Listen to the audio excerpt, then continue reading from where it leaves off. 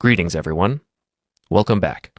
In today's video, we'll dive into the bird's opening and explore how to play it effectively. Let's break down the bird's opening step by step. We start with pawn to f4. Before diving into the theory, let's understand why we play f4 in the first place. The main goal of this move is to control the e5 square. This idea of dominating f5 is central to the bird's opening and will remain a priority throughout the game. Our next two moves are almost always knight to f3 to strengthen control over e5, and bishop to b2 to add even more pressure. Later, since we have solid control over the e5 square, we'll position a knight on e5. This setup gives us a well-defended, centralized knight that can cause serious problems for black. Now, let's talk about black's possible responses. Against most setups, you'll have a consistent plan, except when black plays pawn to e5, known as the Fromm's Gambit. Objectively, it's not the strongest response, but it can be extremely dangerous if you're unprepared, leading to a quick checkmate. When black plays e5, you should accept the gambit. The danger comes from the now weakened diagonal, which black can exploit. Black's best follow-up is pawn to d6. You'll capture the pawn, and black will recapture, creating threats from both the queen and bishop. To handle this, immediately play knight to f3, blocking potential threats from black's queen. At this point, black has two main options to continue. If black responds with bishop to g4, attacking the knight, this isn't a serious threat.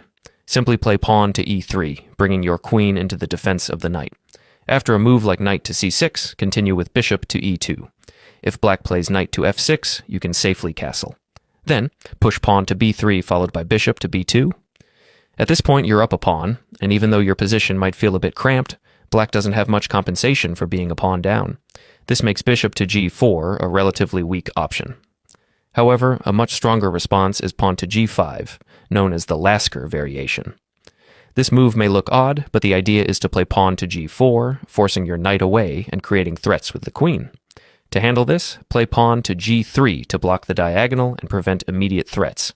Black will likely push pawn to g4, attacking your knight. In response, move your knight to the edge of the board at h4. In this case, black cannot effectively punish us, and they're still down a pawn. Once again, black has two main options in this mainline position. The first option is bishop to e7, immediately threatening our knight. We can't allow them to capture it because if we recapture, their queen would infiltrate our position, leading to a disastrous outcome. So, we need to retreat our knight to g2, which is exactly why we played pawn to g3 earlier. Now, black's best move is to push pawn to h5 and h4 to continue the attack. In response, simply play pawn to d4. This move opens up our bishop and prepares for defense. If black continues with h4, avoid capturing the pawn since that would allow black's bishop and queen to become active. Instead, play bishop to f4, reinforcing the pawn on h4 and solidifying your position. At this point, black runs out of steam and has no real compensation for being down a pawn. That's how you handle bishop to e7, but black's other main option in this mainline position is knight to e7, simply developing the knight.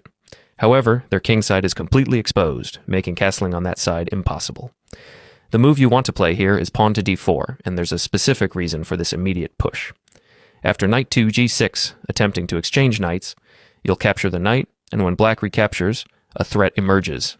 Black can capture your pawn since the rook is pinning it.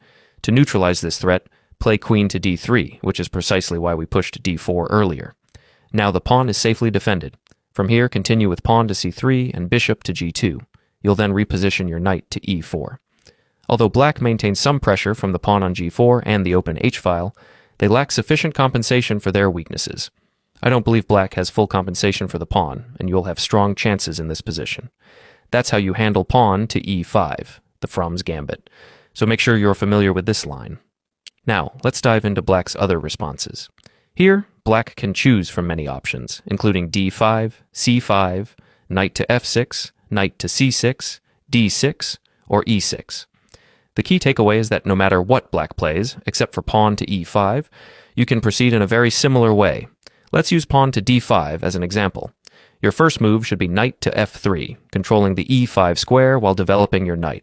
After black's reply, continue with pawn to b3.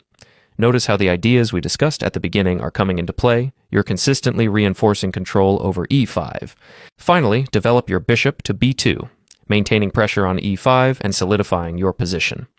This approach works effectively against most of black's options in the bird's opening. Now, black plays knight to c6, and you respond with bishop to b2.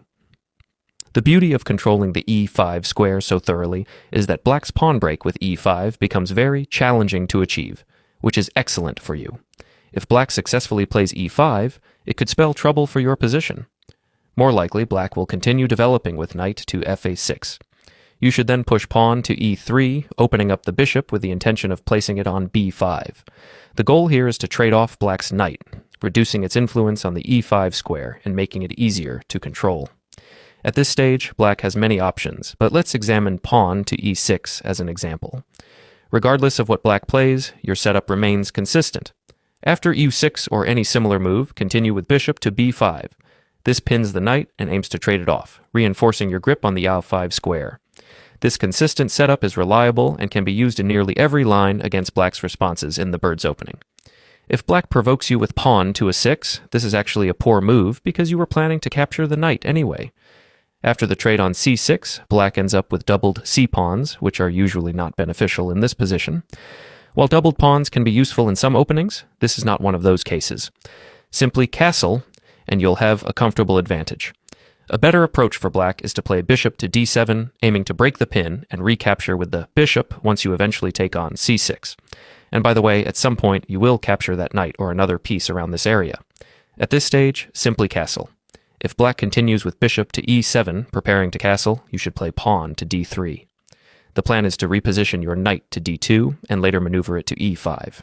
From there, you can bring the other knight to f3, ensuring that both knights work together to dominate e5.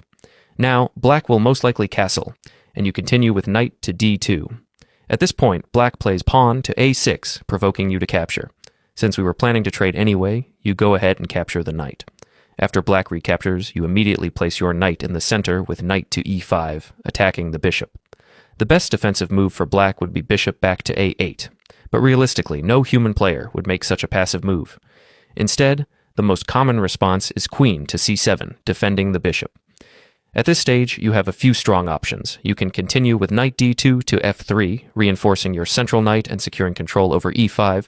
You could also try queen to f3, positioning your queen for an attack. However, the most aggressive plan is to lift your rook with rook to f3. The idea is to maneuver the rook to g3 or h3, bringing your queen into the attack. This plan works well because black's pawn structure limits their pieces from properly defending the kingside.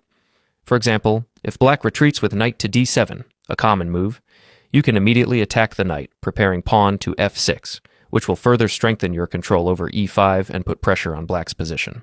Play rook to g3, and if black responds with pawn to f6, follow up with queen to g4.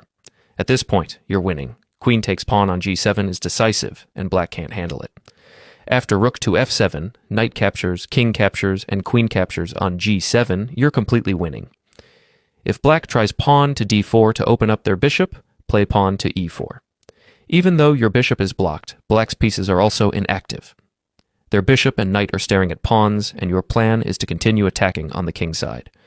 Move your rook to g3 or h3, bring your queen in, and your chances are excellent in this position.